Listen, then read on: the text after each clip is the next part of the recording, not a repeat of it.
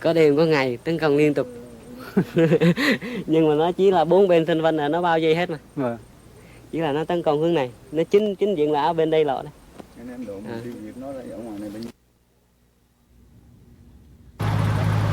Once again, armies on the move in Indochina. Tonight, a first-hand account and analysis of the border war between two communist neighbors, Vietnam and Cambodia.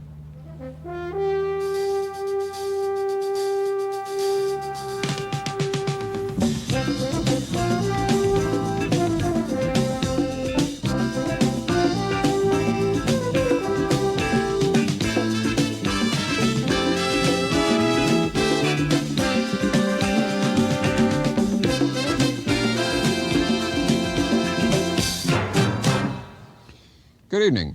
Trying to figure out what's happening in the sudden, sharp war between Vietnam and Cambodia has been a bit like following a football game from outside the stadium. All the reports in our newspapers and on television this week depend on bits of intelligence gleaned from third countries and filtered through the blare of propaganda on either side. But one American has actually been in the frontier war zone. Tonight, with the film The Vietnamese Let Him Take, and with other expert views, we try to piece together the new Vietnam War. Jim? Robin, there is one aspect of this new war about which there is no confusion. The Vietnamese and the Cambodians never have liked each other. It's a religious, political conflict that goes back centuries. Their semi-united communist effort against the United States in the big Indochina War is seen by most experts now as just a temporary relaxation of that basic hostility. The Cambodian communists feel the Vietnamese communists have always tried to dominate them, to treat them as second-class citizens, to rob them of their territory.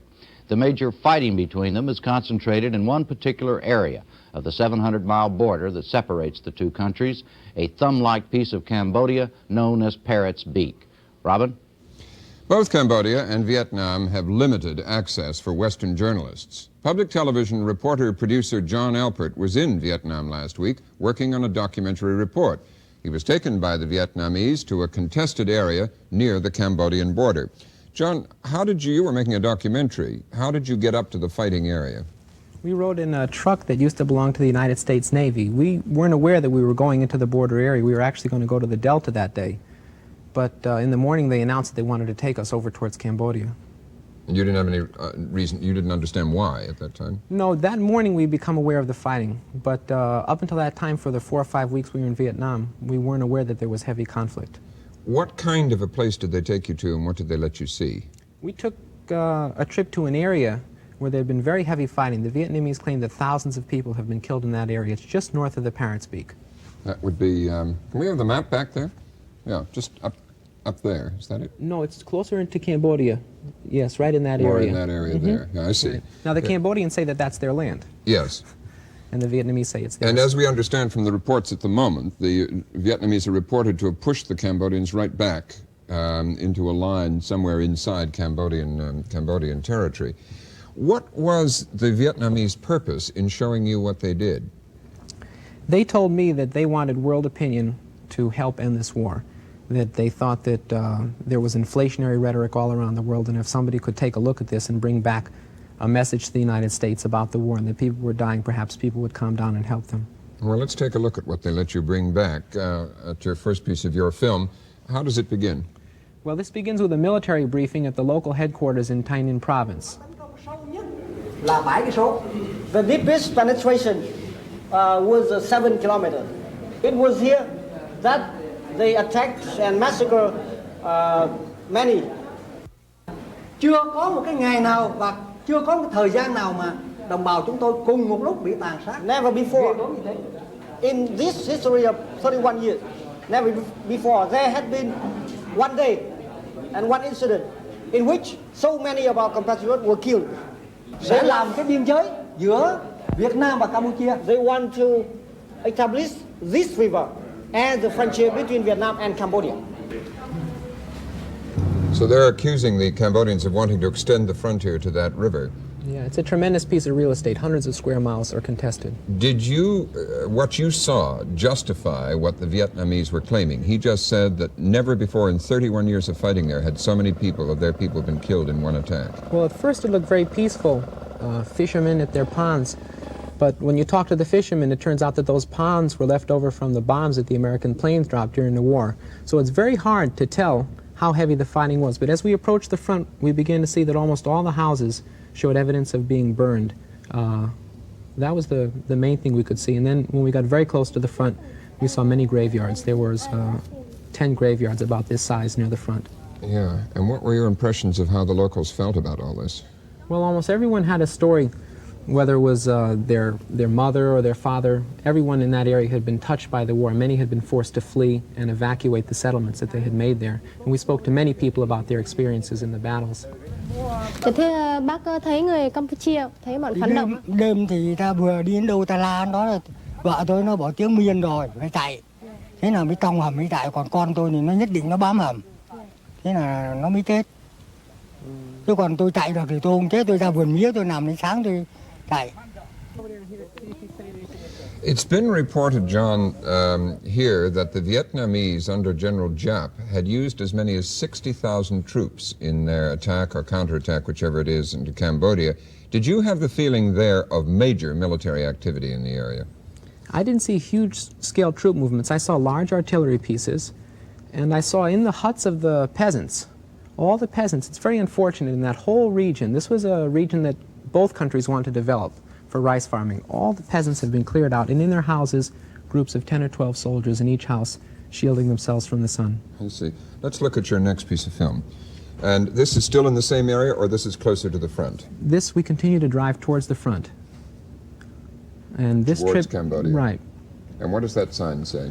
That's a mother bidding farewell to her son as he goes to the front. So that the country is becoming conscious of a national emergency. Yes, as you approach the border, you see more and more of these signs and more evidence that there's a war. And did you see a lot of troops? Do you have any sense of the numbers of troops you saw on that one day there? In the day we were there, we saw 20 or 30 trucks this size going back and forth, most of them towards the front. Did you see any wounded in the trucks? No, I didn't. Did these look like reinforcements or just troops being relieved and exchanged, or what? It's really hard. You know, Americans are always so surprised when they see how young the troops look, and I couldn't tell whether they were reinforcements or not. Everybody looked fresh. I see. The reports speak of the Vietnamese being much stronger, apparently, than the Cambodian fighters. Did you get that impression in this place? You couldn't tell. They had dug trenches here. They had dug about a mile's worth of trenches in 3 months. There were spent shells all over the floor, but at the time we were there wasn't much fighting, but soldiers told us that there had been a lot of action. We didn't know how dangerous it really was until we had this translated. Thế không nhổ được đi. Không nhổ được đi. Không nhổ được đi. Chỉ bao vây mình ở trong. Nó bao vây mình ở trong này thôi. Tất nhiên là mình trong này chỉ có là 30 mấy đồng chí thôi, khoảng chừng 40 thôi. Nhưng mà chúng đó không có chỉ hy sinh một, với một nó đi công tác lẻ. Chừng ngày chung ngày 5 đêm nó tấn công liên tục mà. Khi ngày khi đêm, có khi là giấc đêm 3-4 đợt liền nó tấn công một đêm đấy. Now, those graves were all marked September 1977. Did you get the impression that, in fact, these attacks that he said in the nighttime are still continuing, or that it had ended? Yes, they told me that there had been attacks that week previously, but in the day that we were there, it was very quiet. I see. So you really were, in effect, in the front line there. I guess so. I mean, when I had this tape translated and found out that he said we were surrounded, it made me jump back a little bit. It didn't seem that dangerous at the time. But you didn't have enough objective information. They weren't giving you enough really to know where you were and what in fact the situation was. No, and it's very unfortunate we were not able to get much information on what the Cambodians were saying. We, and as this film indicates, were able to see only from the Vietnamese side.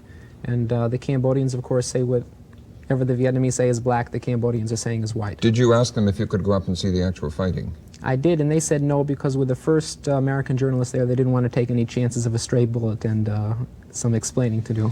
You also spent 5 weeks in Vietnam, altogether, a lot of it in the cities of Hanoi and Saigon, or Ho Chi Minh City as it's called now. Was there a sense of the country being at war, involved in a major war, in those cities? No, there wasn't. Especially in the beginning of our trip, they have many serious problems, economic problems, social problems that they're dealing with. And the only thing that came out towards the end is that everybody feels a sense of sorrow that after such a short peace, everybody's back at war again. But you knew in Saigon in the last few days that the country was at war. The last few days, that's all that everybody was talking about. Well, thank you. Jim? All right, a longtime student of the many conflicts, military as well as ideological, that have torn through Indochina through the years is Gareth Porter, Mr. Porter has written extensively about Southeast Asia and was co-director of the Indochina Resource Center. He's now an associate fellow at the Institute for Policy Studies here in Washington. Mr. Porter, what do you think triggered this fighting? Well, I think you have to look at this at several levels. One, obviously, the historical background in which, from the Cambodian point of view, they've always seen the Vietnamese as a threat to, not merely a threat to their security, but a threat to their national existence. Cambodia has lost territory historically in past centuries to the Vietnamese. They have felt that the Vietnamese were a stronger nation, a more dynamic nation, and they have been very conscious and very insecure about Cambodia's own lack of dynamism and a sense of decline over many centuries. I think this has played a role in forming the consciousness of the Cambodian leadership today.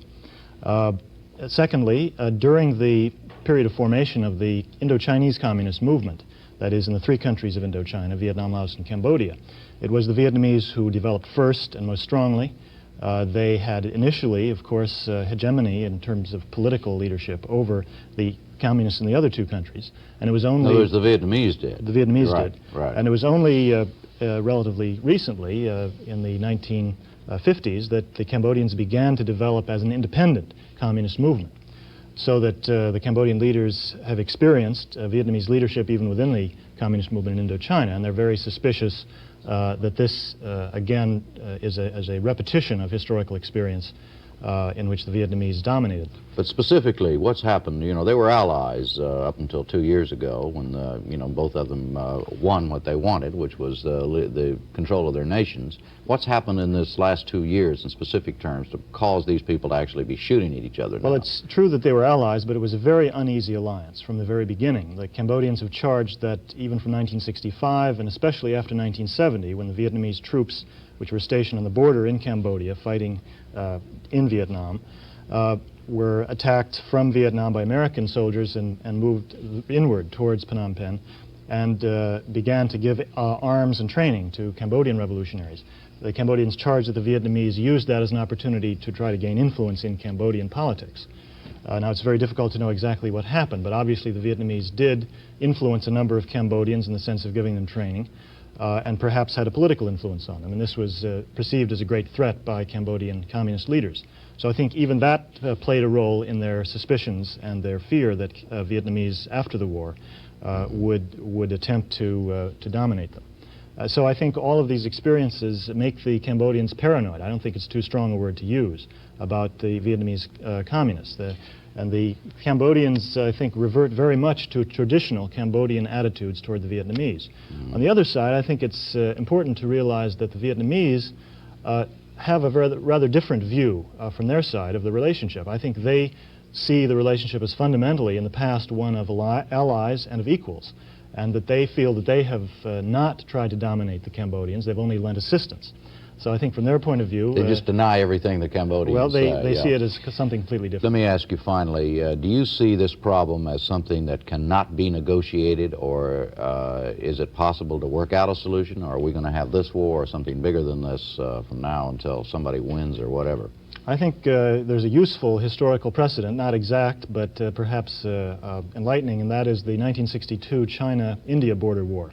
At the time, everyone thought the Chinese, having gone into India very strongly, were the aggressors, but then suddenly the Chinese pulled back and the border quieted down. And I think the Vietnamese were trying to, at this point, to teach the Cambodians a lesson, that they cannot solve the border problem unilaterally by force. And I think the Vietnamese do really want a negotiated settlement and wanted to use overwhelming force to try to stop the war and impose negotiations. And I think what we will find in the future is that the Vietnamese will be very accommodating in terms of their willingness to settle the border conflict. All right, thank you. Robin? Yes, let's look a little more closely at Hanoi's motives, the Vietnamese motives. The chief Washington correspondent for the St. Louis Post-Dispatch, Richard Dudman, has spent much time in Southeast Asia. Mr. Dudman was the first American journalist to visit Vietnam after the fall of Saigon. That trip, last fall, was his 8th to Vietnam. Mr. Dudman, do you agree with what we've just heard, that the Vietnamese were in a sense forced into this to teach the Cambodians a lesson? That Chinese analogy is the one I like too. When I was there in September and October, the Vietnamese spoke more in sorrow than in anger about what was going on. They didn't want to discuss the actual fighting at all. They took me around the country, and they weren't telling their own people there was fighting going on either, obviously, because unlike what we heard from Mr. Alpert, there wasn't any discussion of any war at all. I heard about it some from international reports on Voice of America, but that was it. And I was within 30 or 40 miles of the place where those people died at the time they were being killed. And I didn't know that the degree of fighting at all. One time the Vietnamese said to me, "Did you hear the radio report this morning about some fighting?" And I said, "Was it true?" And they didn't want to talk about it, but they wanted to call my attention to it. They describe it as a true a border dispute, in the first place an unmarked border for many years with elements of civilian population intermingled with a dispute by both sides, so that they were intermingling military outposts very much in the manner that India and China were doing that in the early 1960s. Do you believe, Mr. Dudman, from your knowledge and what you've been able to gather since, that the Vietnamese were actually, as they claimed, trying to settle this diplomatically, and the Cambodians didn't want to? Well, I think that, I'm not sure just what happened. There was a meeting in May of 1976, and the negotiations were broken off. The Vietnamese referred to that to me as if the Cambodians had broken off and that the Vietnamese wanted to continue negotiations, and they said they had proposed a continuance and hadn't even been able to get an answer from the Cambodians. The Cambodians now have been saying that they broke off the negotiations themselves because the Vietnamese presented a proposed border settlement that was absolutely unacceptable. Do you, knowing the Cambodians as you do, and you were actually, I understand, for 6 weeks a prisoner of theirs some years ago, do you, knowing them as you do, in any way credit the atrocity stories that the Vietnamese are putting out about disemboweling pregnant women and so on, or is this just the normal propaganda of war? I didn't see any of that, but I've seen fanaticism in Cambodians, and I know the stories fully documented of how they killed a great many Vietnamese residents of Cambodia in 1970, and the bodies were coming floating down the river. I saw one thing that indicated, it's a small thing, but it's worth mentioning. When I was a prisoner with 2 other Americans, we were guarded immediately by Viet Cong, by Vietnamese. We were trying to spend part of our time by learning a few Vietnamese phrases. There was a Cambodian sentry outside the door. He stuck his head in and scowled at us, and he said, study Cambodian, don't study Vietnamese." We suspended our lesson. All right, thank you, Jim. All right, there are a few Westerners who really know much about that current regime in Cambodia. One man who does is Peter Poole, who as a State Department officer served in Cambodia in the early 60s. He later joined the Defense Department and was stationed in Thailand. The author of a number of books and articles on U.S. policy in Indochina, Mr. Poole is currently an Associate Professor of Political Science at Old Dominion University in Norfolk, Virginia. Professor Poole, what's your educated theory as to why Cambodia is in this fight? Do you agree with Gareth Porter's analysis and the other things that Dick Dudman has just added to it? I agree with a lot of the things that they've said. There has been sporadic fighting, as we're all aware, between Cambodian and Vietnamese communists for a number of years. There have been repeated efforts to patch it up at higher levels. They haven't obviously been successful.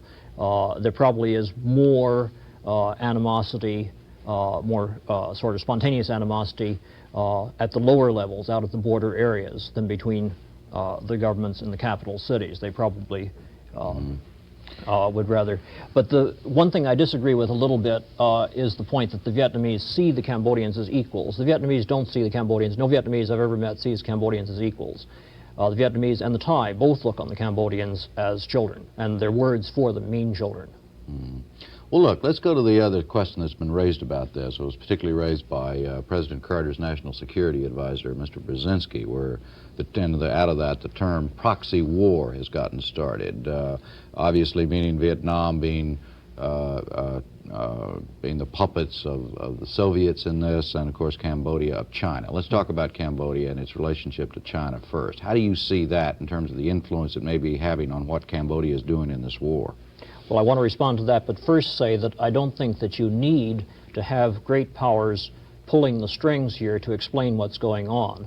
The antagonism which you began by referring to at the very beginning of the show, the basic antagonism that goes back before Russia had any presence in the area, before China had, well, the present regime in China was created and whatnot, is a sufficient cause to explain the antagonism between them. You don't need great power dimension at all. Okay. Need it or not, do they have it? Yes, it's there.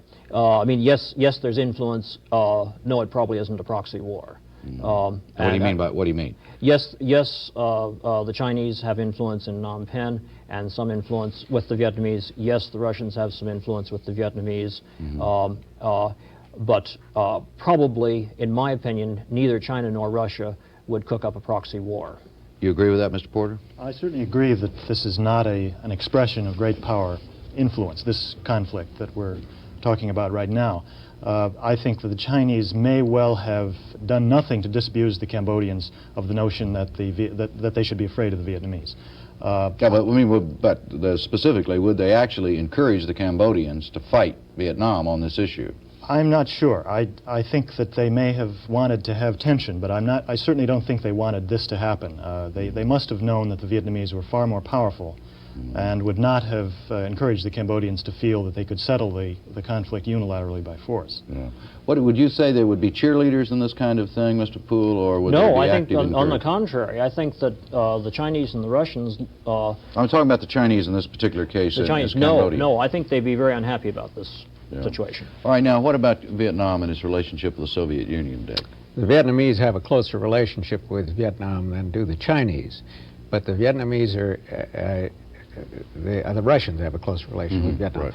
But the Vietnamese are eager for good relations with both, and they cultivate both, and they're getting major assistance from both in civil engineering projects, food aid, all kinds of things. Food aid has been cut back by the Chinese just because they haven't had a surplus.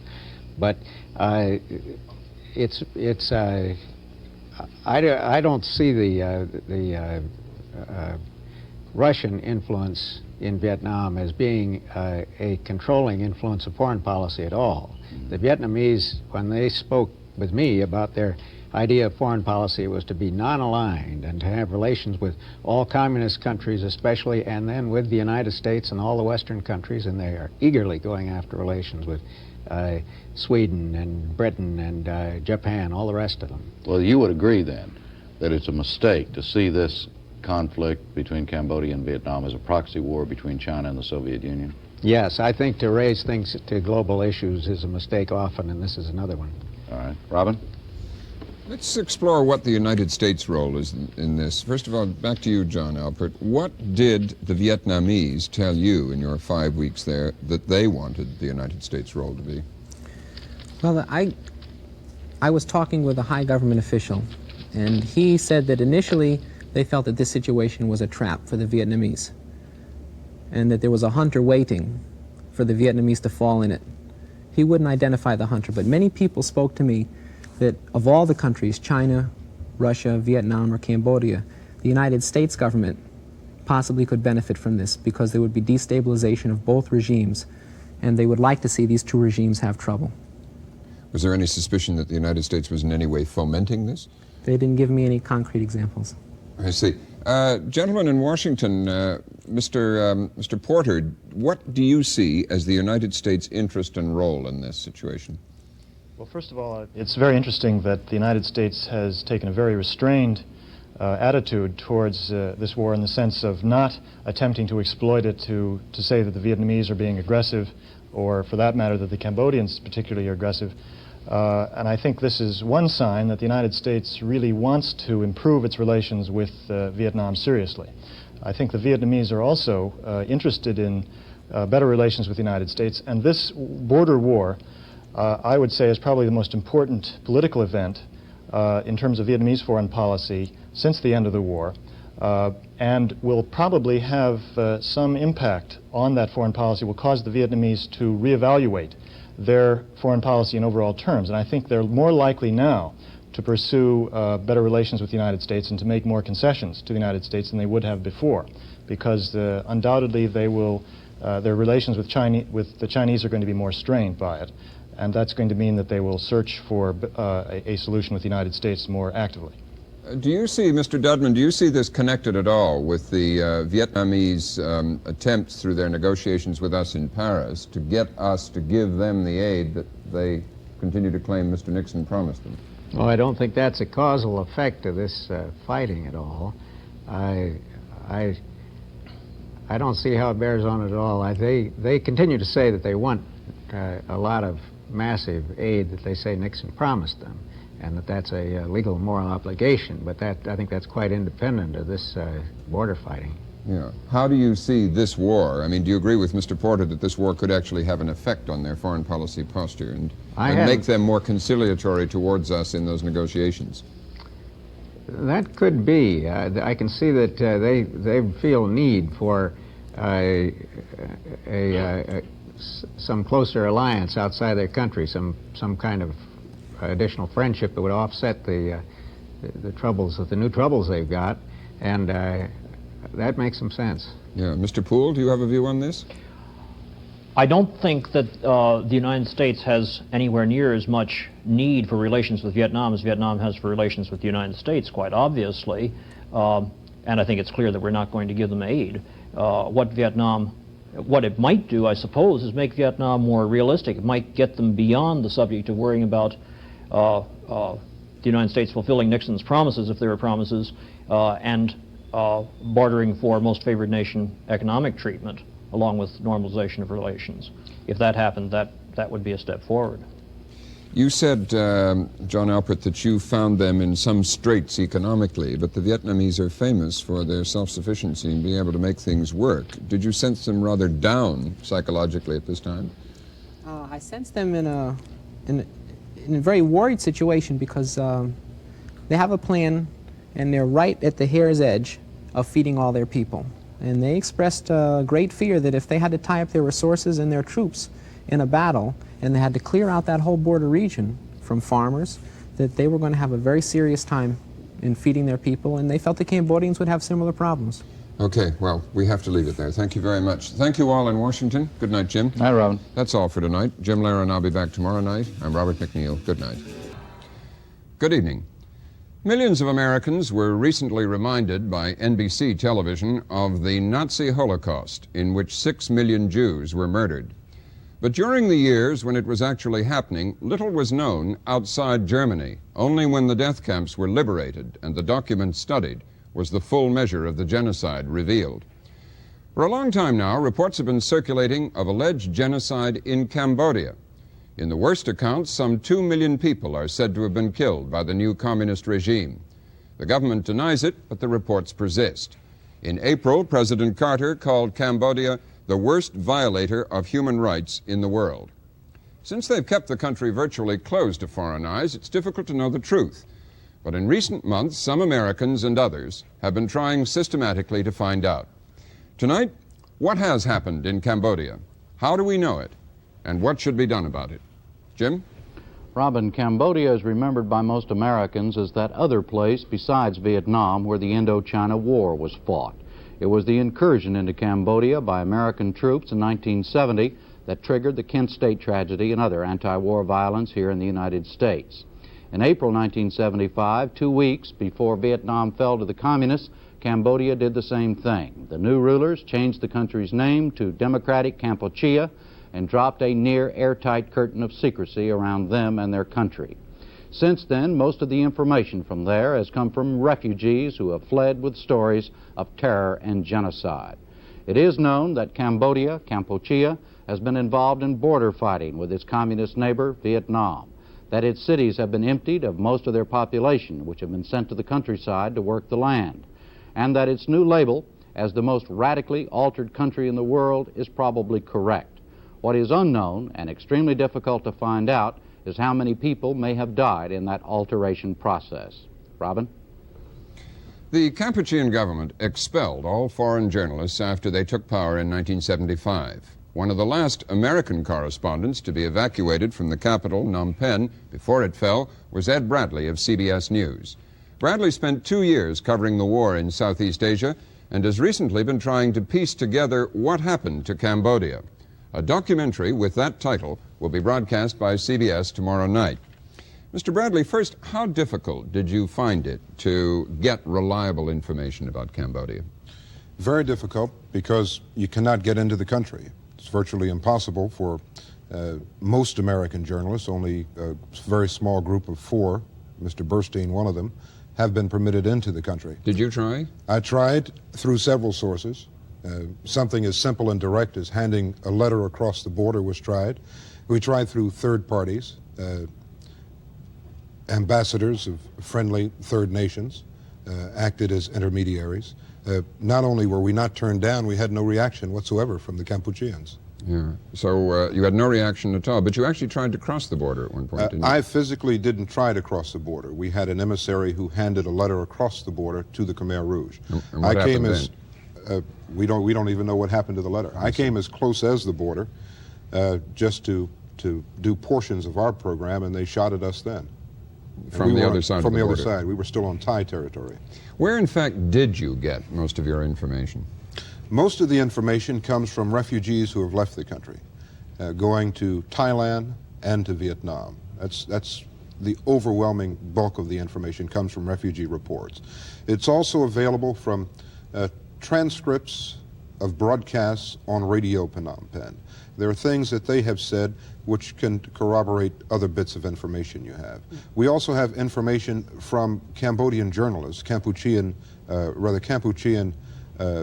ambassadors to other countries who have talked with other journalists and who have said, for instance, we have eliminated all of them. What do you mean by all of them? All of those who were trained in Hanoi, referring to a specific reference to the 5,000 or so Khmer cadre who were trained in Hanoi and then shipped down to fight the war. They admitted that they were eliminated. Over the radio, this has been corroborated. There have been reports of attempted coup d'etat. Pol Pot, the prime minister, has accused the Vietnamese of acts of espionage, subversion, infiltration, provocation, and coup d'etat. They have admitted that they've put those down. So piecing all this jigsaw puzzle together from the sources you could assemble and trying to test it as best you could, what conclusion do you come to about the nature of the atrocity or even the genocide that is alleged in Cambodia? Did it happen? Based on all of the information that we have, it's very difficult to arrive at any other conclusion. How severe? I think it's impossible to put numbers on it. But I would think any reasonable person would say that there's little doubt that there has been a tremendous amount of hardship and punishment meted out to that population. Not necessarily deliberate murder or execution, but... The evidence certainly points in that direction. It's difficult to reach any other conclusion. I would prefer to, rather than draw a conclusion for someone else, to have them watch all of the material we have assembled and all of the opinions we have assembled and reach their own conclusion. Well, thank you. Jim? President Carter's conclusion that Cambodia is the worst violator of human rights in the world was presumably based on information supplied him by the U.S. State Department. One of the department's major experts on Cambodia is Timothy Carney. He has been the Cambodia desk officer here in Washington and served in the U.S. Embassy in Cambodia for several years before that. He is the author of the recent book, Communist Party Power in Kampuchea. Mr. Carney, does your information on what's happening in Kampuchea jive with that Ed Bradley and CBS has come up with? There's no question about it. Again, as Ed said, based on all the information available to us, and I'd just like to add one other source to that information. That includes defectors, party members and party candidate members who left Cambodia after a purge that began in April of 1977. There's no question that it is indeed a centrally directed policy to restructure Cambodian society, to alter Cambodian personality. By mass genocide? I would argue that it is by brutal, rapid change.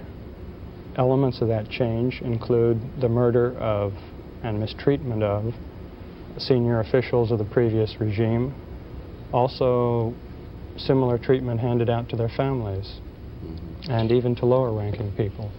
Ed Bradley said he was a little reluctant to try to put any figures on the total number of people who have died in Cambodia since 1975.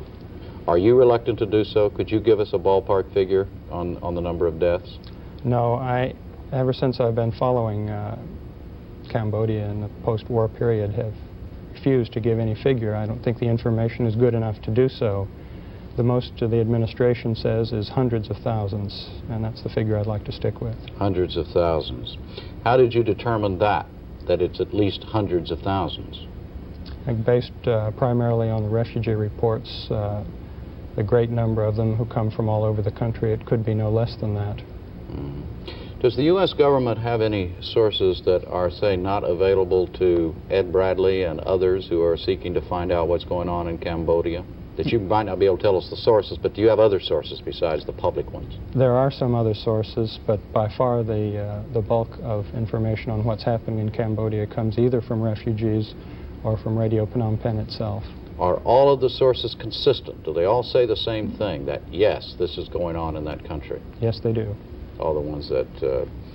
What information on other aspects of life have you gotten just in terms of what it's like to live there now, above and beyond the fear of death, or those who may not be in fear of death, but who are just living there? Life is very hard. Most people, almost all people, are out in the fields, working a long day. I believe there's a day of rest, 1 in every 10, that since I believe it was January of 1977, meals began to be taken communally, that the youngsters are entrusted to the old people, such that are left, to be reared while the adults are out working, that teenagers are formed into mobile brigades for both ideological instruction and for work projects. Finally, the comparison has been made to the Nazi Holocaust. Is this an act of one fanatic a la Hitler, or is it different? Basically, the effort to restructure the Cambodian society is from the Central Committee of the Communist Party of Kampuchea, from the basically French-trained intellectuals who have been running Cambodia on the communist side since, let's say, 1970-71. The policies that we're seeing today were laid down during the war. I think if I can fix on a year, I'd say by 1973, what we are seeing today had been firmly established in the liberated zones in Cambodia proper, specifically the collectivization of agriculture, the institution of very harsh penalties for infractions of the many rules and regulations, requirements for travel passes, move back and forth, and state control of the economy. All right. Thank you. Robin? A number of private organizations have been working to assist the new wave of refugees from Southeast Asia, and one such group is the International Rescue Committee, headed by Leo Chern, who recently visited Thailand to visit Cambodian refugees. Mr. Chern, you have condemned the Kampuchean government for running what you call the Auschwitz of Asia. On what facts do you base that condemnation? Well, we've already heard a wide array of sources. In addition to those sources, there are additional ones which have not been mentioned. There's the very interesting fact that several months ago, three Scandinavian ambassadors of their respective countries to Peiping, requested permission to visit the ruins at Angkor Wat and to see and visit Phnom Penh. They were given an opportunity briefly to stay in Phnom Penh. They passed through the previously large town Siem Reap. The reports of these Scandinavian ambassadors is dramatic. A city which had at one point 3 million people. they estimate has now no more than 20,000. As ambassadors, they are struck by the fact that 8 communist governments and 1 non-communist government, Egypt is the only non-communist government, permitted an ambassador. These ambassadors from communist governments are literally prisoners in their homes. Meals as well as papers are delivered to them. Well, that could argue a totalitarian regime or a strong authoritarian regime with a desire to restructure the country and perhaps simply to move the people out of the city. Is it proof that those people who have been moved out have actually been killed? All right, now the remaining source, which in my case is the primary source, being the chairman of an organization which is concerned with some 15,000 Cambodian refugees in 4 camps in Thailand, having interviewed at length more than 3,000 of those refugees. We're just struck by this unbelievable phenomenon that there is this reluctance to believe the consistent stories people tell coming from areas which are distant from each other. The same phenomenon occurred in 1938, 39, 1940, and 41 in the case of Nazi Germany. What kind of stories do they tell? Can you give us an example briefly of the manner in which these killings that are alleged took place? Fascinatingly, the manner of the killing is usually with a blow of the hoe on the head, or the head chopped off with an axe. Only when large numbers are to be killed are rifle bullets used. In all cases, the young people are used to do the killing. Does your organization believe that these apparent atrocities were in a wave of post-revolutionary fervor or are a continuing process in the country? I believe, regrettably, that there must be some diminution of the killings. Let me explain the word regrettably. Because regrettably, the particular groups who were singled out for elimination, the teachers, the monks, the professionals, any with education. Pol Pot, incidentally, the head of government, made a 5.5-hour speech in Peiping when he visited China a month ago with some of the most remarkable revelations, including, incidentally, a disparity in the population of Cambodia when Khieu Samphan, who was his right hand, was asked, what is the population of Cambodia? He said 5 million. And it used the population of Cambodia used to be 8 million. Do the lives of Cambodians, how do the lives of Cambodians now compare, in the view of your committee, with what they used to be before the communists? You know, on that I would like to cite, if I might, someone very sympathetic to the Khmer Rouge, a Catholic priest, Francois Panchot, who has written until next month. It is available only in French. It will be published here as Cambodia Year Zero in July. He was sympathetic to the revolution. He speaks very eloquently of the exploitation at the hands of the Sihanouk regime, at the disappointments at the hand of the Lon Nol regime. He was delighted when the government was overthrown, as were many of the people. And what does he say? Having interviewed over 300 refugees in detail, more than 2,000 others by correspondence, having studied all the evidence, he says the estimate that more than 100,000 Khmers have been executed must be taken as an absolute minimum. It is possible that 2 or 3 times as many have been executed. The number who have died because of lack of food or of medical or sanitary facilities and for the frantic pace of work may well be more than 2 million. I had reports of villages in which 1/3, 1/2, and even 9/10 of the population have died. And let me say that among those who do make it to the few camps in Thailand, the estimate is that only 1 in 5 who make that difficult effort to escape, only 1 in 5 make it. The other 4 die or are killed along the road. Mr. Chern, thank you. Jim? All right, the only Americans the new government has allowed inside Kampuchea since 1975 was a group of U.S. communists, the group Ed Bradley mentioned ago. There were 4 of them in the delegation, which spent 8 days there in April. The delegation was headed by Daniel Burstein, editor of the Communist Party Marxist-Leninist newspaper, The Call, which is published in Chicago. Has there been genocide committed in Kampuchea by the new government? No, I think the term genocide is completely inappropriate when applied to the situation since the liberation in 1975. If you want to talk about genocide, I think you should talk about the 800,000 Kampucheans who were slaughtered by the U.S.-backed Lon Nol regime and through the U.S.-backed war in the early years from 1970 to 75. All right. Have there been in excess of hundreds of thousands of Kampucheans die since the communist regime took over in 1975? I don't believe so. I believe that it's a difficult question to answer exactly in numbers, and I think the U.S. State Department reports bear out that the situation in Phnom Penh at the time of liberation, April 17th, 1975, was such that 300 people a day were dying of starvation in the city, not to mention how many were dying of starvation in the countryside. Obviously that problem wasn't solved overnight, but now that problem has been solved. All right, well, let me ask you this. When you were in Kampuchea, did you ask the leaders about these reports about the mass deaths in Kampuchea? Yes, I did. What did they say? They said that these reports have been grossly exaggerated, wildly fabricated, and they gave us evidence and information about a network of misinformation and disinformation in which several of the old Lon Nol clique officials are involved, a network that's organized in Bangkok and elsewhere in Thailand, backed heavily by the CIA, and that is engaged in the business of disseminating misinformation about the situation in Kampuchea. Well, do you think what we've heard from Mr. Carney, Mr. Chern, and Ed Bradley is a result of that network of misinformation?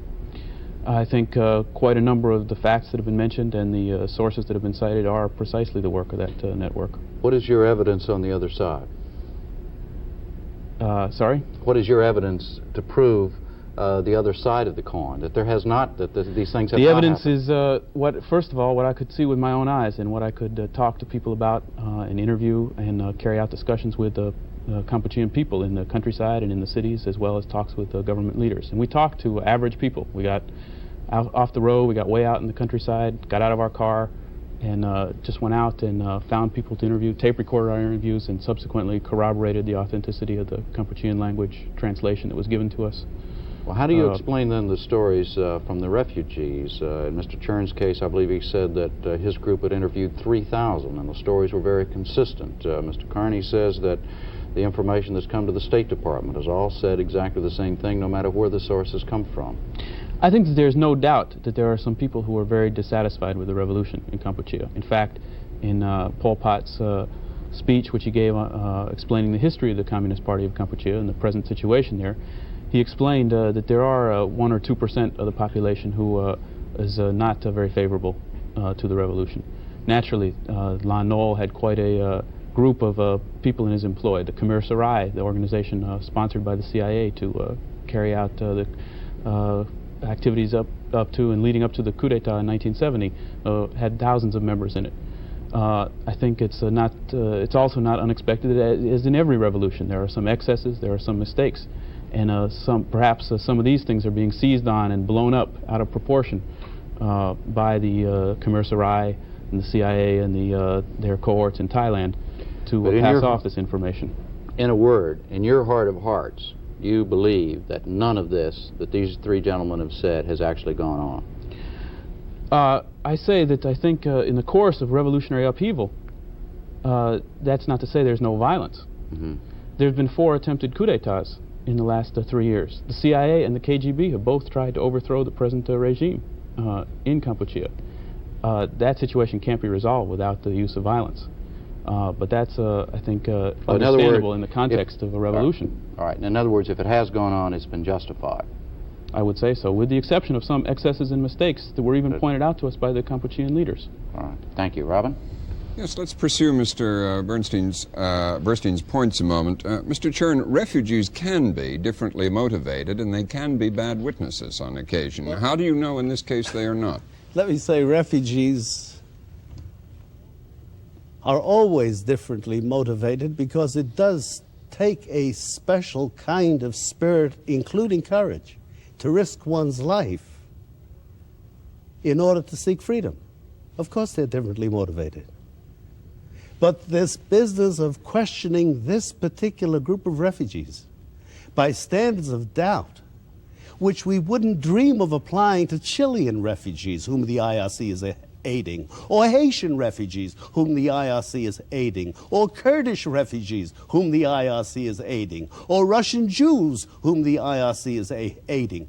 This is a perfectly extraordinary unwillingness to believe something of which there is so much detail. And incidentally, one of the fascinating things about Mr. Burston's comment was he cited these sources, these conspiratorial sources, KGB cooperating with the CIA and Lon Nol's forces. Well, how does one account for this kind of language from Radio Hanoi?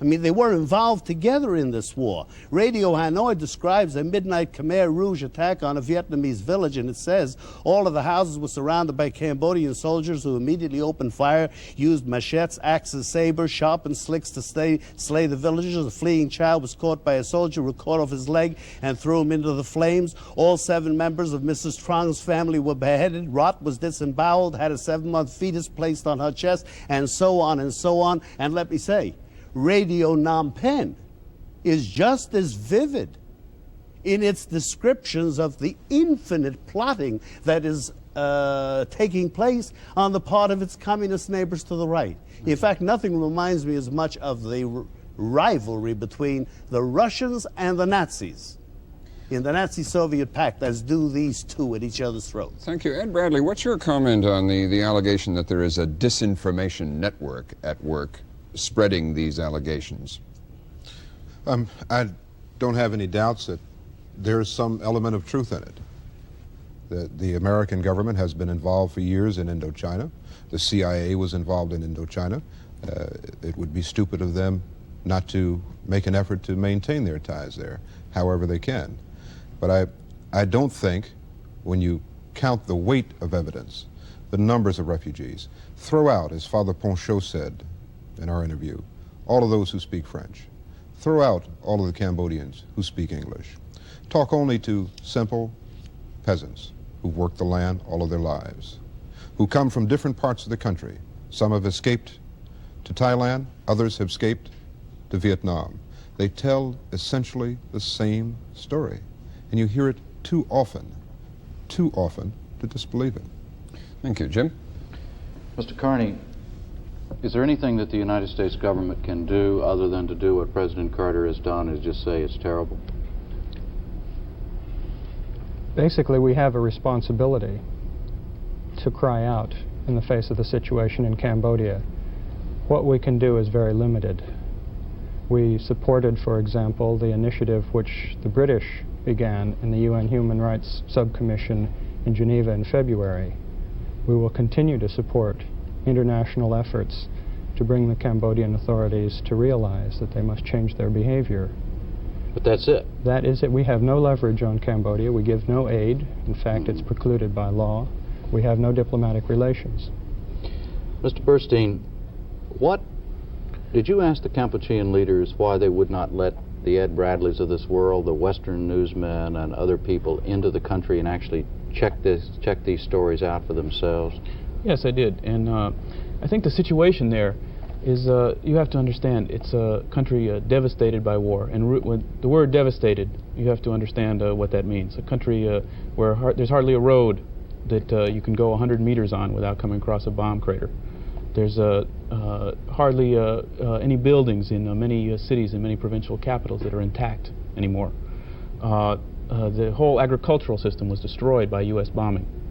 Virtually destroyed the entire agricultural system. I read today, for instance, I did not realize that 500,000 pounds of American bombs, so tons were dropped during the 6 years. Yes, but go ahead, excuse me. So they have a lot of work to do. Pol Pot said in his September 1977 speech that we're able to receive more and more friends each year, and as we get our house in order, we'll be able to receive more people. But if they have nothing to hide, the basic question when it comes right down to it is that they have nothing to hide, then why don't they let people come in and see for themselves? Well, Besides they do. A small group First of of all, very sympathetic people who are sympathetic to them as you are. They do, and I should mention here that Chern's reference to the Scandinavian diplomats is completely off base.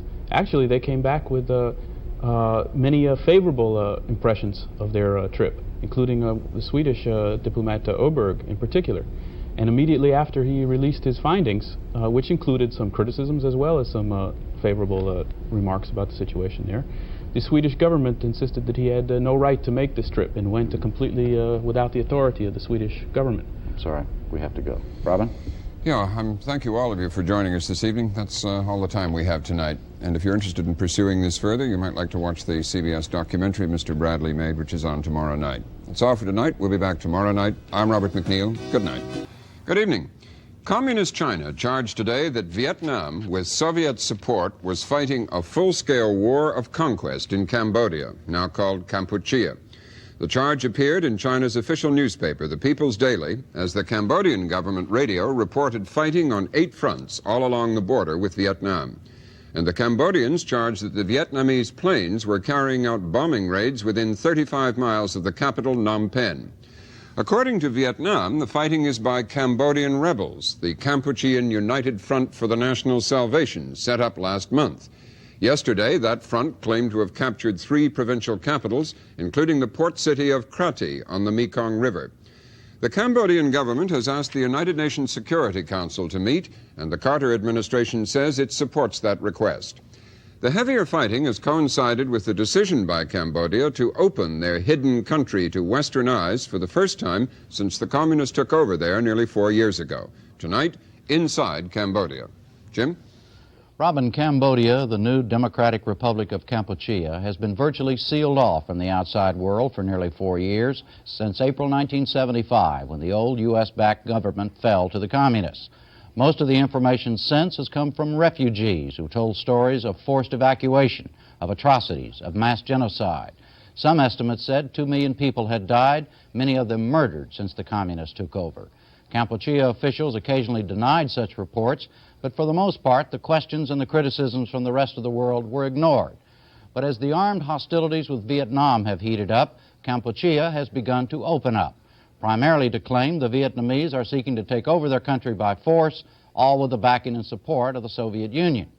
That Soviet element, of course, gives a big picture tinge to what otherwise might be seen as 2 centuries-old enemies settling some ancient scores. The Chinese are supporting the Kampucheans, thus the prospect of a major confrontation between the communist world's 2 superpowers over the Cambodia fighting. The opening up of Cambodia has included the invitation to UN Secretary General Kurt Waldheim to visit, allowing tourists to visit the ancient temple ruins at Angkor, among other things. The most recent, the most dramatic step was the admission of 2 American journalists, Elizabeth Becker of the Washington Post and Richard Dudman of the St. Louis Post-Dispatch. They have just returned from 2 weeks in Cambodia and are with us tonight. First, Ms. Becker, on the war, did you get the impression that the Kampucheans, the Cambodians, see this as a real fight for their survival, or is all of this just rhetoric? At first, it seemed as if it was mostly rhetoric. We, in our tour, which was a very carefully guided tour, we saw very, very few signs of war unless we were near the border, and we visited the border exactly once and closer to the border in the south. Otherwise, it seemed anything but a country going through an overall military preparedness. But every day, whenever we tried to venture out on our own, we were told that to do so would endanger us because they were a country at war. So we didn't take it seriously. But since it was constant and since it was underlined in every talk we had with an official, I think it's deep-seated, and I think it was far beyond rhetoric, and the events since have proved that's the case. Yeah. Is that your impression too, Dick Dudman? Well, I think they were taken by surprise by this new offensive. They told us repeatedly that the offensive of a year ago was a very serious one, that they beat them back in the great victory of last January 6th, and that the buildup of the Vietnamese along the border was only about 1/4 of what it was at that time. And they spoke very confidently that all there were a few probing actions. Mm-hmm. Well, Elizabeth, you said that there was no, for instance, here's a picture that of somebody explaining to you. Is that a typical war room picture? Was this part of a briefing? No, that's a shot taken inside the old headquarters of Lon Nol's army, and it's now a museum. And this man is pointing out how the communists won in 1975. I see, but that has no relationship. Now here, a picture you took on the border. On the border. 2 kilometers from the border at Krek. Yeah. I mean, you were not allowed to actually be on the front lines themselves, No, right? no, Yeah. they would not. We came within 2 kilometers, and all we could hear were the planes over us and the sound of artillery. Yeah. But we saw no fighting. Dick, did you get any feeling for the state of military strength or readiness of the Cambodians to fight a major war with Vietnam? Not really. We got some indication of the Chinese assistance, which we know from other sources is important. We heard 2 MiGs go overhead in Phnom Penh one day near the end of our visit. They are, we understand, part of the Chinese gift or sale or whatever of, I understand, about 40 MiGs. Mm-hmm. Was there any other outward signs of the Chinese presence? No, and I think that was on purpose. However, when we flew down, we came the only way you can, through Peking, and our flight was overwhelmingly filled with Chinese, and the same on the way back. Yeah.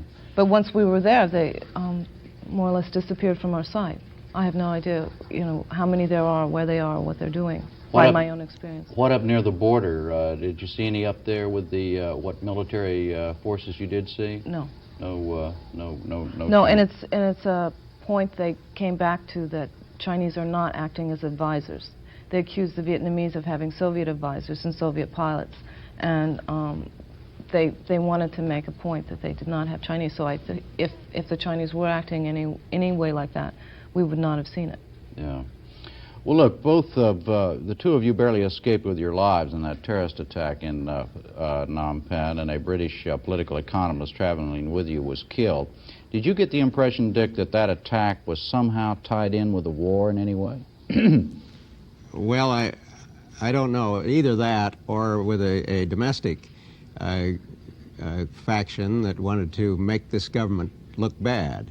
It could have been either source. I think their explanation that this was an effort to show that they could not protect important guests is probably the correct one, but beyond that it's hard to say. I mean, you don't think it was a setup of some kind by the government, that it was a legitimate terrorist attack? I think you'd have to be a terribly cynical person to think that. Yeah. Humanly, it's impossible for me to imagine that. Yeah. Was there any question on that night that the gunman or the gunmen, apparently that's still unclear, is it not, as to how many were there, how many terrorists actually came? Now, Dick had a different view than I did. I saw only 1. Dick, however, was on the 2nd floor, and he could answer how many people were outside the house, because he had a view to the front gate and the road in front of us. But I saw only 1, and we were told that at least 3 were involved. The gunman who probably killed Dr. Caldwell. Yeah. Here's a picture of Dr. Caldwell with a Cambodian official. That's the foreign minister. Foreign minister, yeah. Mm-hmm. Mm-hmm. Was there any question that those people came to kill all 3 of you? I mean, it was...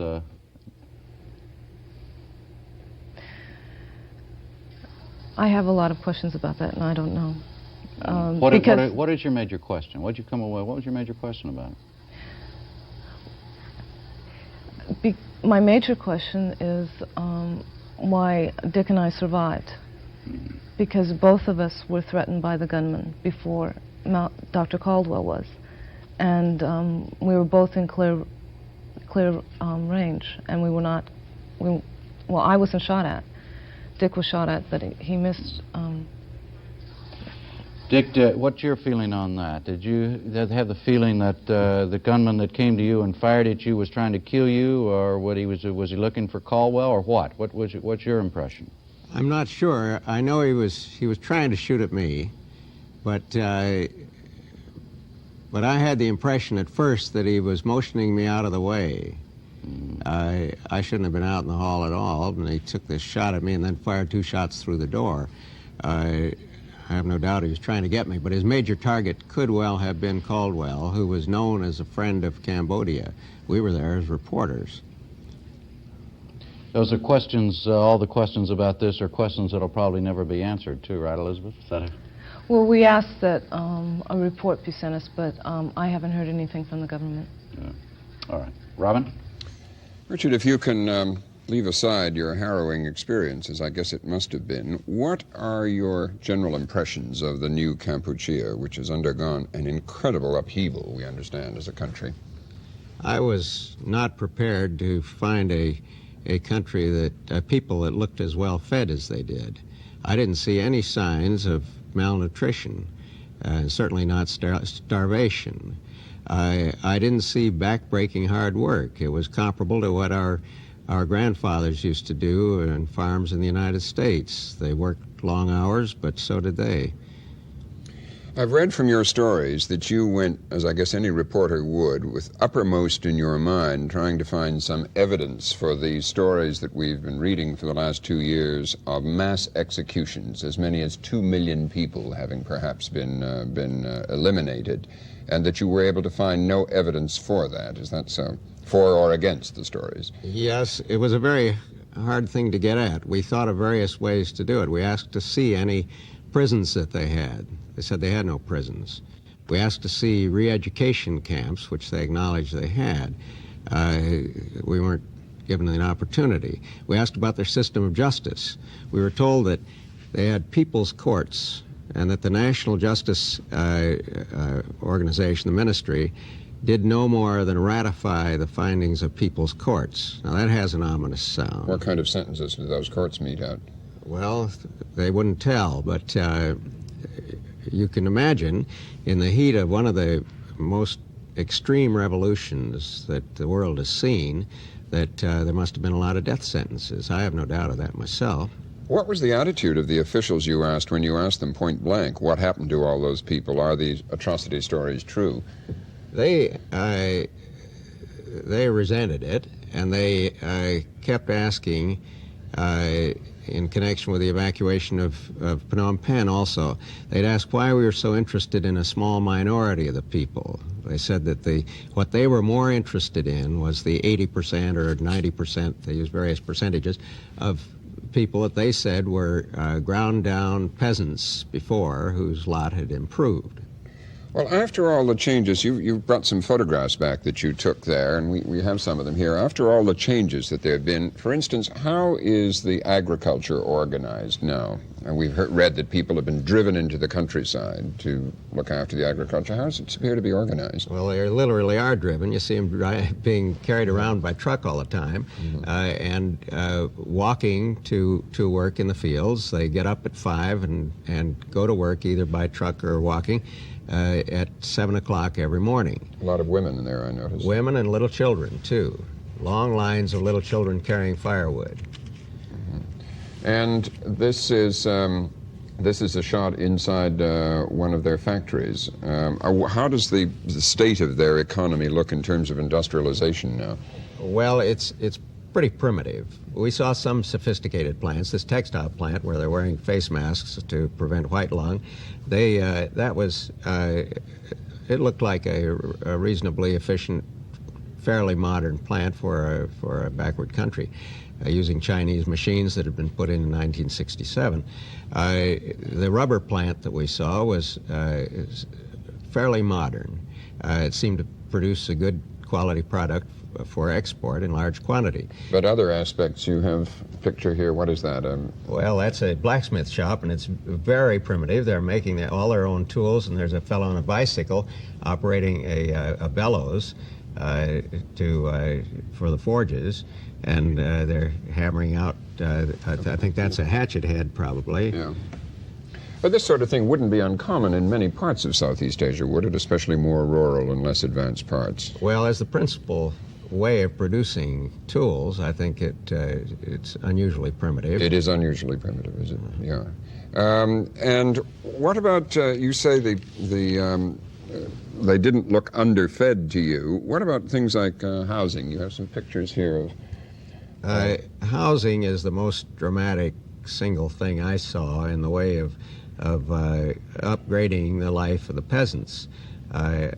I happen to have stayed in some of those houses some years back, in the peasant houses, the grass shacks. They very quickly get rat and mice infested and bugs and things and go to pieces in a hurry. Now they are building them of lumber, hand sawed right there on the site, and they have cement footings, concrete footings that keep the stilts up out of the mud so that they won't go to pieces with termites. They're somewhat larger, these houses. They're very simple. No kitchen. There's no home cooking in Cambodia now. They all eat in mess halls. That's one of the big changes. But they live in individual families in their houses. So you would score their revolution with some upgrading of the standard of peasant life, would you? Some upgrading, at least materially. But a lot of regimentation. I see. Now, everybody in the West, if they know anything about Cambodia, has heard of the temples, the famous ancient temples at Angkor Wat, and I believe you went by them and have a picture, and there's been a lot of concern in the West that they would be desecrated or destroyed or anything. What condition did you find them in? We spent 2 days there and had a pretty good look at them. They're not in bad condition. There was one place where they've been shelled during the war. There was another place where very recently a tree fell down in one corner of one of the temples. Are they being maintained? Not at all. That's a low priority thing, and they will go to pieces. We saw plants growing up from between the cracks of the masonry of the stones, and that gradually will cause it to tumble down. We saw lichens growing on them. We saw bat dung in some places that corrodes the surface, and it does take some maintenance, and it's not getting the maintenance it needs. They speak of doing it in the future, but they haven't begun yet. All right, we'll come back. Jim?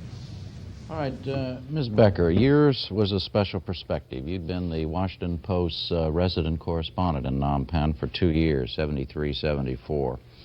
In general terms, what change struck you the most? The first change was that, oddly enough, that it was no longer at war. It was a shock that to go into the cities and to the countryside and not see any sign of war. The barbed wire is gone, the military equipment is gone, at least from what I could see. But that was the most superficial beginning. The main impression that was so strange was the way of life. Mm-hmm. There are very few people. I didn't see the people gathering together in a market or in a pagoda. It just seems that the whole rhythm had changed, and it was a different country in that respect. Different country in what way? When Cambodia before, first of all, there were a lot of people who lived in cities and provincial capitals. When the Cambodians talked to us about how the 90% of the population had formerly been peasants, that's not true. They're a much larger percentage than they would admit used to live in the cities and live in the market towns. And that life, which we all take for granted, the ability to go down and gossip in the marketplace, buy some fruit juice, have your children go to a pagoda for education, go visit the monk if you have a problem. That whole village life was gone, and the city life, of course, was gone. Were you able to get any line on this question of genocide of the 2 million people allegedly who died there? Certainly not by direct questions. A direct question would lead to a lecture on how irresponsible we are for caring only about a small number of people. I asked if there were elements of society that the government considered so corrupt that they couldn't integrate them. You know, a sanitized way of asking, you know, if, for instance, you thought all the officers of the army were beyond redemption. And I got a strange answer to it. We went about looking for clues by looking for people from the city. And when Phnom Penh at the end of the war was almost, well, it was between 2 million and 3 million people. Out of a population estimated at the most around 6 million at the end of the war, that's half the people. Yet in our travel we met two. 2 people who said they had come from Phnom Penh. And that was a... were you able to talk to them? Yeah. Did you ask them, hey, did they force you to do this? Did any of your Yeah. what did they say? Asked, no, it was all voluntary, they said. Yeah. Both of them. Did you ask them about mass killings and that sort of thing? Yes, they knew nothing about it. They knew nothing about it. They told a very small little personal story about what they did during the war and then how they voluntarily went to a cooperative and since then were made part of the cooperative. One man told us it took him 2 years to win the confidence of the cooperative. You must have come away with some kind of impression in your heart of hearts or your gut of guts about whether or not those mass killings took place. What is it? I'll tell you what first triggered it, the opinion. We went to a dinner given us by the foreign minister, Ying Suri. And first he chastised us for not asking enough questions about the war with Vietnam. Then, in the middle of his talk, this was before dinner, he gave an impromptu answer to the questions he must have known we've been asking. He said something like, about these so-called massacres and slaughters. And now I'm paraphrasing. He said, about these killings, our Communist Party solved this problem in the best way. And if we hadn't taken the route we had, it would have been worse. Which I took as an admission that yes, in fact, there were killings, and it had to do with the radical change in the country. Were there signs of mass graves or anything like that? No. Yeah. Nothing at all. Yeah. What is your feeling about the agricultural move, the forced evacuation, as it's called? Is that working? Working. The agricultural part?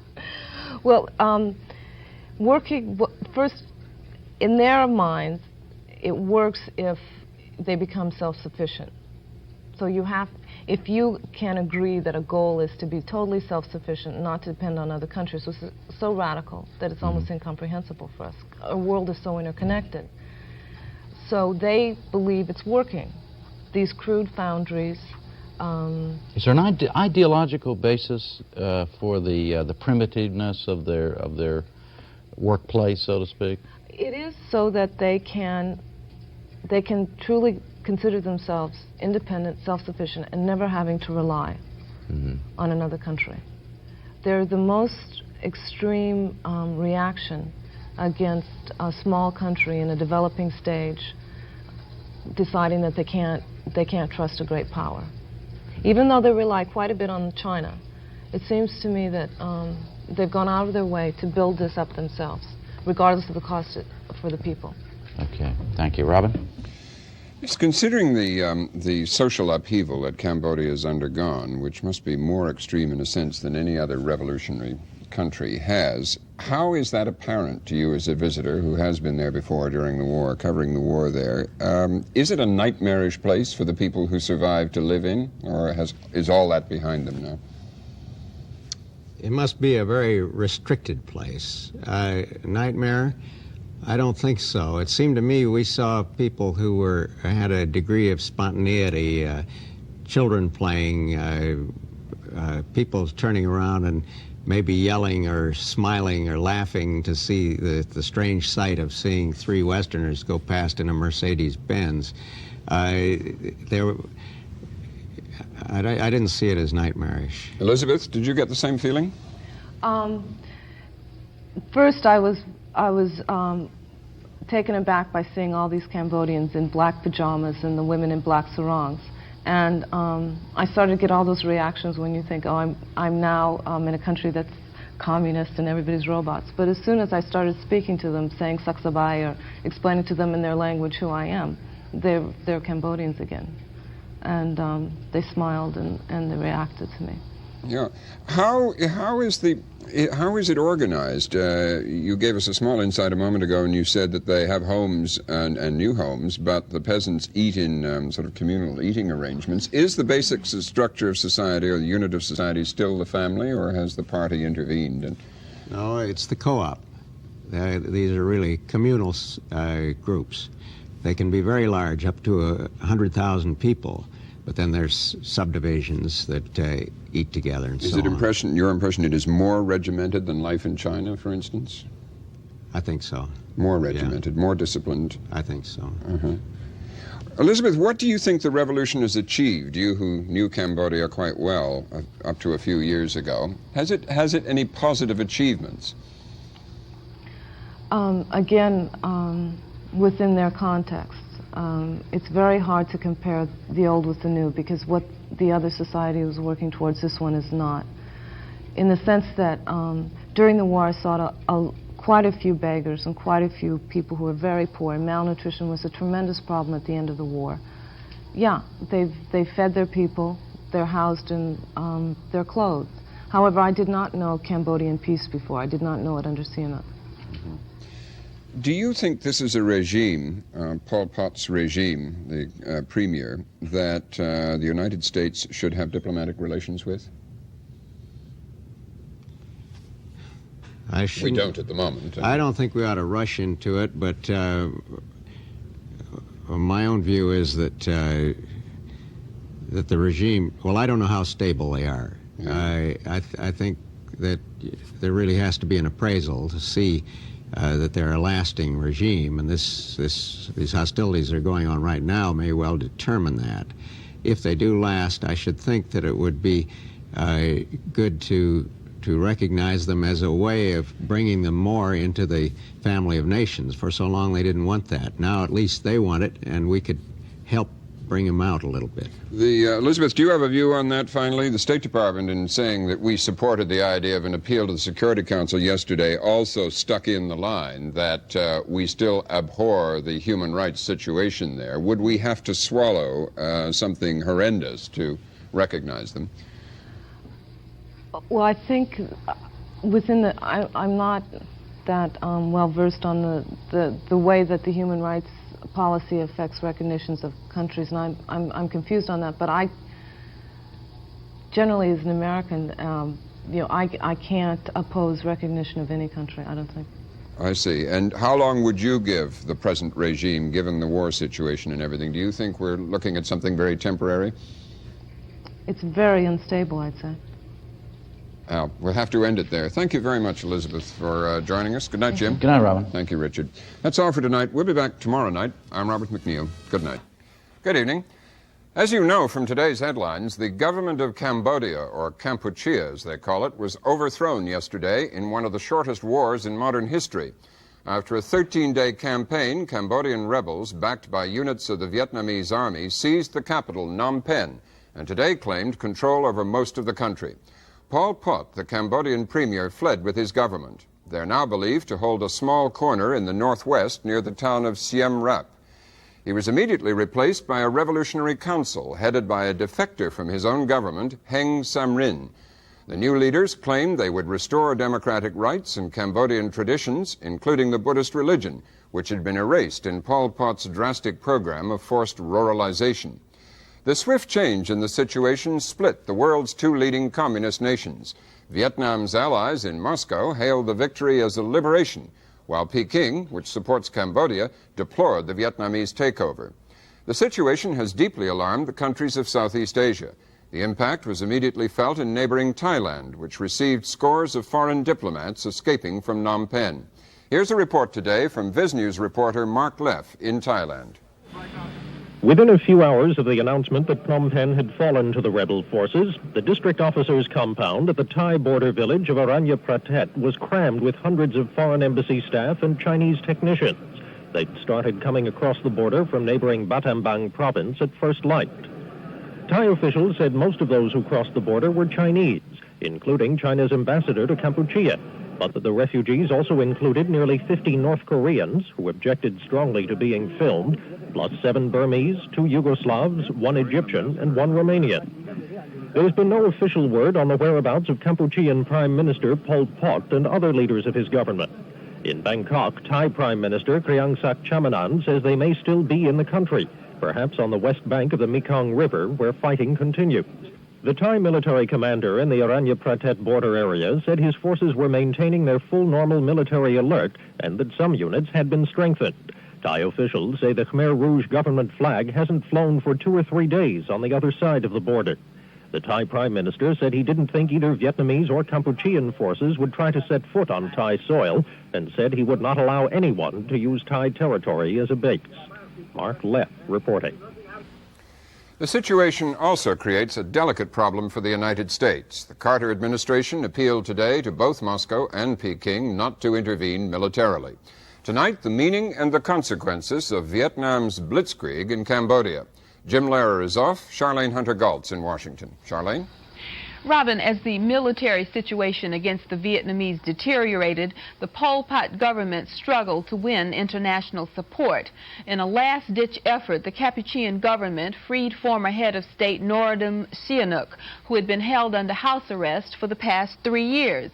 Prince Sihanouk was flown to Peking en route to a hoped-for appearance before the United Nations Security Council. Upon his arrival at Peking, Prince Sihanouk, perhaps the best-known Cambodian on the international scene, held an extraordinary 5-hour press conference where his criticism of Vietnamese foreign policy was matched, perhaps even overshadowed, by his passionate criticism of Pol Pot's domestic policies. To see my people having such rights, you know, because they are basic rights for humanity. Basic rights. Only basic rights, not so many rights, but only basic rights. And the rights to love and to be loved. The right to choose freely your wife and to be with your wife and your children all the time. And not to be separate, you know. I do not approve of the internal policy of Pol Pot. No, I do not approve of his internal policy, his policy of violation of human rights. But his external policy is good. His determination to defend our territorial integrity and national dignity, national independence is good. I approve of it. I will continue to support him. I have to be frank. I speak only about basic rights. Only basic rights, the most elementary rights for humanity, because we are not just animals, you know, like buffaloes or oxen to make rice. We make rice, but we have not to be like oxen and buffaloes, but a little better, if possible, if possible. And as far as myself is concerned, I am disgusted, yes, disgusted, dégoûté with the political life. I am not liked by the Londonites. I am not liked by the Pol Pot team. I am very hated. I do not want you to be involved again in the governmental affairs of my country. But as a citizen, as a patriot, I will speak out against the Vietnamese aggressors. Sihanouk is expected to press his case at the United Nations. He is reportedly scheduled to arrive there Tuesday night.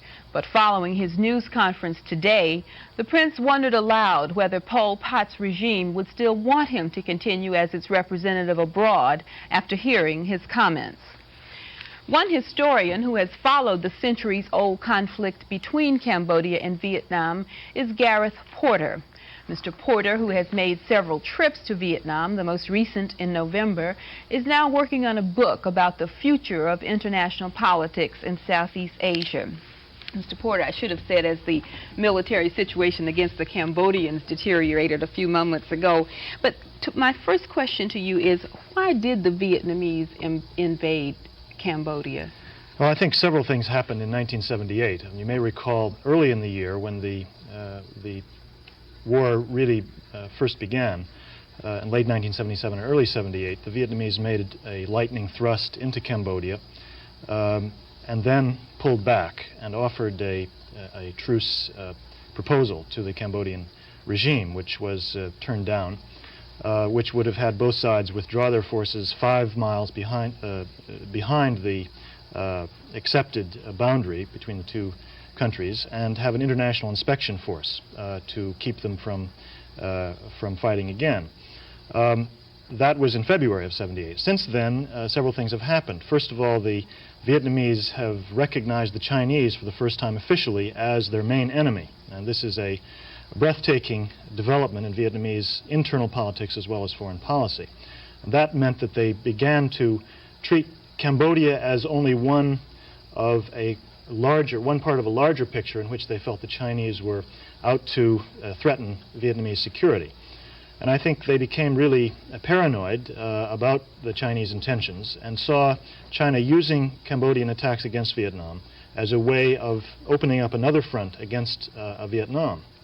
And another thing that happened was I think the Vietnamese began to feel that there were enough defections from the Cambodian party, high leaders as well as middle echelon and low-ranking military and political people, that they could put together a government which could be a front, precisely as they came out in November with a front to oppose the present, at that time, the Pol Pot government in Cambodia. So they had both negative and positive incentives for changing their policy from that at the beginning of the year. Was there any magic in this particular time for them to strike? Well, obviously they were waiting for precisely the right moment, and it seems that this was tied very much to U.S.-Chinese relations. They chose the moment almost immediately after normalization was announced, the intention to normalize at the beginning of the year. And it seems to me they wanted to have their coup against the Pol Pot government take place before the U.S.-Chinese strategic alliance, even if it was not an official alliance yet, was really consolidated. Right. All right. We'll come back. Thank you. Robin? Information on the fighting and the present situation has been hard to come by. Western military and intelligence analysts have been piecing it together from the claims of both sides and from some independent intelligence data. One of the reporters in touch with that world is William Beecher, diplomatic correspondent of the Boston Globe. Mr. Beecher, does Western intelligence confirm the extent of the victory against Pol Pot? Absolutely. It was surprisingly sweeping and complete as far as seen from a distance. And do they know how much regular force Vietnamese units, or how many regular force Vietnamese units were used? The estimate is that around 100,000 Vietnamese forces, along with 20,000 front irregulars, were used in this campaign. Supported by tanks and aircraft, I've Tanks and aircraft, including a lot of aircraft that were captured from South Vietnamese and American forces when that effort collapsed a couple of years ago. Just as a matter of curiosity to me, I mean, is our intelligence able to see this kind of thing from spy satellites and that sort of thing, or do they have to rely on more old-fashioned methods of finding out? You can't follow a tactical situation from spy satellites, but you can listen in to tactical communications, and you can talk to people who are on the ground, and there were some diplomatic observers on the ground. I see. A Chinese spokesman introducing Sihanouk at that press conference we just saw a piece of said the fighting was not over, or the war was not over. But Mr. Sihanouk himself seemed to be in some doubt as to whether the Chinese were going to intervene. Does Washington, do our analysts expect the Chinese to intervene against Vietnam? There is no feeling whatever that China would consider any activity in Cambodia. The Chinese have built up a force of about 15,000 along the China-Vietnam border. They continue to build up as of this time, but the Chinese have more to gain than to lose by not exercising a military option against Vietnam. So the general feeling is that China will not retaliate. Is the feeling in official circles in Washington that the Russians have scored a big one in this if the Vietnamese were their allies and the Cambodians were had the Chinese as allies? Moscow has been increasingly apoplectic of late about the Chinese. They have been concerned when the Chinese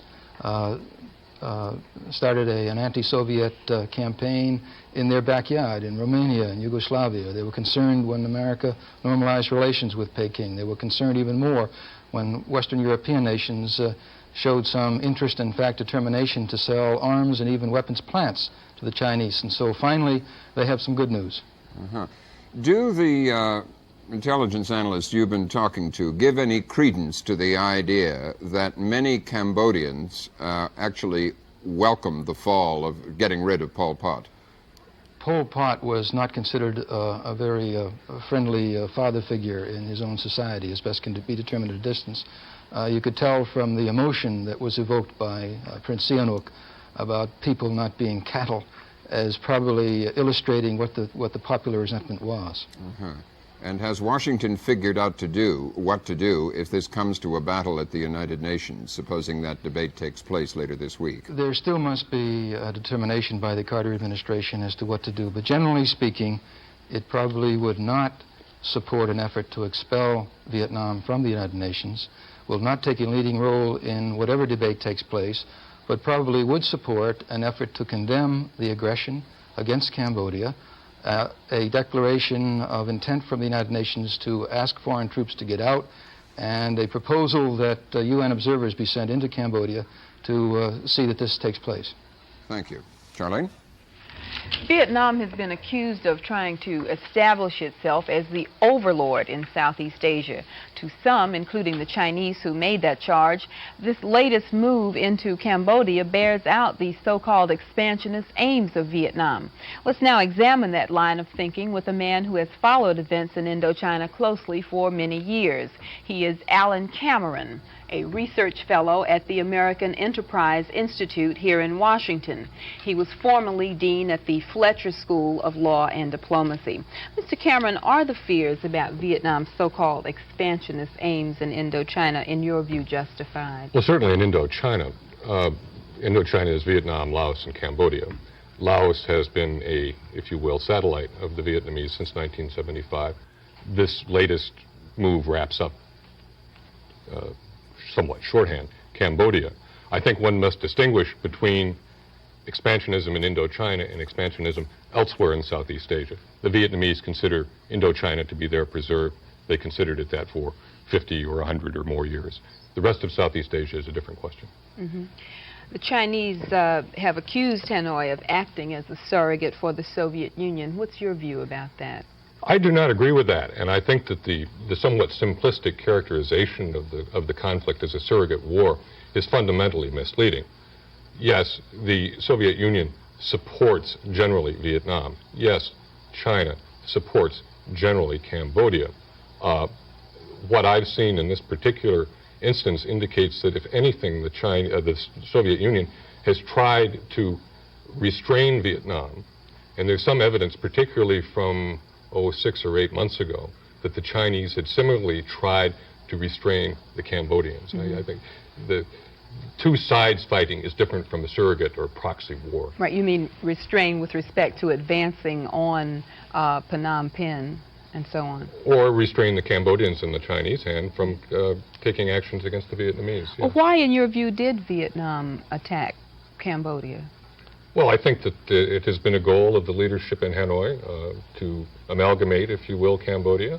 I believe, as Dr. Porter said, that they perceived that the time was appropriate to do it. The dry season, sufficient military strength, a perception that there would be no intervention to support Cambodia. I believe the Vietnamese see the Chinese as basically paper tigers in this situation. The Chinese will talk but will not act. And a perception, as Dr. Porter said, that the regime in Cambodia was sufficiently unstable so that this kind of thing would make the difference. How much of a presence are the Vietnamese going to be in a new government established in Kampuchea? I think that's hard to say because the composition and strength of this front is very hard to determine. My guess would be that the Vietnamese presence will be very strong but not obvious, just as it is not obvious in Laos that the Vietnamese are basically behind what is going on. I do not think that the Vietnamese are going to have to worry about tremendous amounts of resistance at the rice paddy level. Is that because of the past history of the Pol Pot regime? Well, I think that, and basically in a situation like this, as we learned in Vietnam, the population at large is essentially apolitical. They will react in a xenophobic way against foreigners, and I would presume that as the Vietnamese try to structure the country, they're going to minimize their obvious presence, particularly among the large population, rural population, and work through Cambodians, and there will be Cambodians to work through. Well, finally, the United States has called on Vietnam to pull out of Cambodia, just call the whole thing off and forget it happened. What's your view of that? I think the United States, in the best of all possible worlds, would have had nothing to do with the situation at all. We cannot influence it. We cannot influence the Vietnamese. I think the danger of a wider conflict from this is minimal, if not non-existent. We appear now to others, although not perhaps to ourselves, to have taken the Cambodian side, which I think is unfortunate. I think we would have done better to distance ourselves and to have said nothing. All right, thank you. Robin? Let's get another view of what the American interest is now in Indochina. Donald Zagoria is professor of government at Hunter College in New York. He's the author of books on the relations of Russia and China and their respective relations with Vietnam. Professor Zagoria, does Vietnam want to absorb, or to use the word we've just heard, amalgamate Cambodia? Yes, I agree with what's been said so far, that it has been the objective of the Vietnamese communists to amalgamate Laos and Cambodia into a greater Vietnam, a greater Indochina, ever since the formation of the Vietnamese Communist Party in the 1930s. They wanted to take over the former French Empire in Indochina.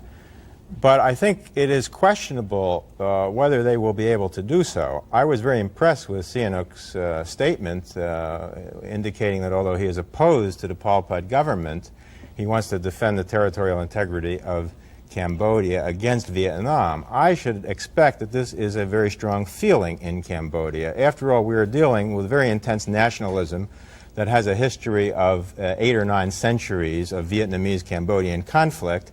And as a matter of fact, what is now happening in Asia is the revival of pre-modern, pre-colonial ethnic and national conflicts, Vietnam against China, Cambodia against Vietnam, Russia against China. So I think that the Vietnamese will have all they can do to absorb Cambodia. Do you agree with what I took Dr. Porter to mean, in part, that U.S. acceptance of normalization, President Carter's announcement that he was going to normalize relations with Peking was, in a sense, a precipitating factor in this? I'm not sure about that. I think that it may have been simply the opportunity was ripe. The dry season has now come about. The Pol Pot government is very unpopular. The Vietnamese saw an opportunity. There was nothing to stop them. The Pol Pot government has been accused, although it's never been actually confirmed, of practicing genocide on its own people, or part of it. Should Americans be mourning the fall of the Pol Pot government even at the hands of the Vietnamese? No, I don't think that we should shed any tears over the fall of what is one of the most despotic governments in modern history. At the same time, we must oppose the swallowing up of one country by a larger neighbor. This is a precedent that the international community cannot tolerate. What should the United States do about it? Well, I think it's in the American interest to do essentially what we are trying to do. In the first instance, as in any regional conflict, our interest is in trying to contain it. Contrary to what was said earlier, I think this is a particularly dangerous regional conflict because there is a great potential for spread. It involves 2 major powers, Russia and China, plus a very large regional power, Vietnam. All of them are heavily armed. All of them are deeply suspicious of each other. All of them have troops on each other's borders. This is an enormous danger that threatens not only the peace of Asia, but potentially the peace of the world. And therefore, I think our primary interest is in trying to use our influence to contain the conflict. Okay, let's open this up to the others again and talk first of all about the danger to the countries immediately adjoining Cambodia, Laos, Thailand, and Malaysia.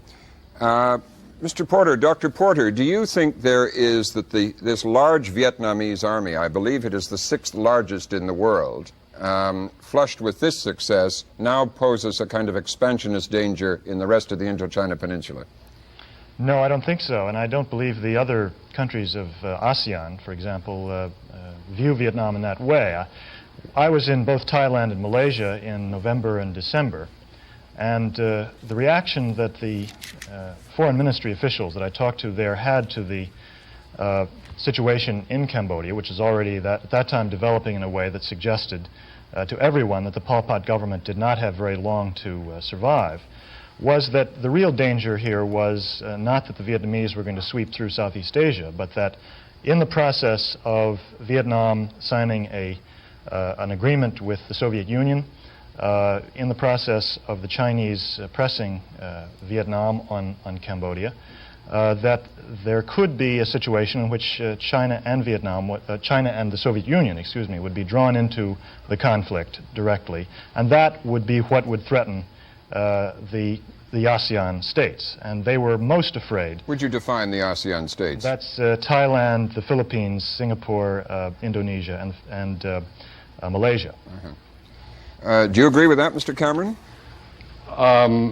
Fundamentally, I think so. I think, to contradict something that you said at the top of the show, you have to understand, and the people who are listening to us have to understand, that this has not been a short war. It's been going on for basically almost 3 years now. It's not a new thing, whether you're talking about the relationship of Indochina to Southeast Asia, whether you're talking about the relationship between China and the Soviet Union, whether you're talking about the way that the Thai, for example, perceive it. The positions have been there, they've been established. That's one of the fundamental reasons that I do not share Dr. Zagoria's perception that this is a very explosive situation. The most surprising thing to me about our reading of this situation is that people are surprised by what happened. Bill Beecher, do your sources in Washington in the administration feel that this is an explosive situation or one that we can be fairly quiet about? Yes, and I would add a caveat to what has just been said. The Thais are extremely apprehensive about their own security stemming from the events of the last 2 weeks. They were even considering and discussed at some level with American officials the possibility of a military move to physically carve from the border area, from Cambodia itself, a buffer area, a buffer zone. They were thinking of using Cambodian refugees within their own borders as a cat's paw to carve this out, but the Vietnamese forces moved so quickly to invest the border area that this no longer is a feasible possibility. So the Thais are very apprehensive because now, for the first time, their entire eastern frontier, both along the Laotian and Cambodia borders, potentially could be infested, as they would say, by Vietnamese forces, expansionist Vietnamese forces. Over the long run, they are very nervous about that. Could I throw in a footnote to the caveat? If you'll make it a brief one, sir. You must remember historically that the Vietnamese, the Thai, like the Vietnamese, have had designs in Cambodia. The Vietnamese and the Thai were in process of partitioning the country when the French came in the middle of the 19th century. During World War II, the Thai annexed, with Japanese support, the two western provinces of Cambodia, which they still considered to be Thai territory. Whether the Thai might try to revive their historical, ethnic, and territorial conflict in the region is, I agree, a matter for some concern. Well, we have just a few seconds left. I'd just like to know, does the United States have any real option, Dr. Porter, right now? Yes, I think I disagree with Dr. Cameron when he said that the United States cannot influence the situation. I think it's true that there's been a fait accompli in terms of a change of government, but looking to the future, the United States can influence Vietnam's foreign policy very clearly by having diplomatic relations as well as trade relations with that country, because in the absence of any relations with the United States, the Vietnamese don't have an incentive to pay any attention to what the United States' interests are. If they do have a significant relationship with the U.S., that becomes a constant reference point in their calculations. I regret we have to leave it there. Obviously, we could follow up. I'm sorry. Thank you all very much for joining us. Good night, Charlene. Good night, Robin. That's all for tonight. We'll be back tomorrow night. I'm Robert McNeil. Good night.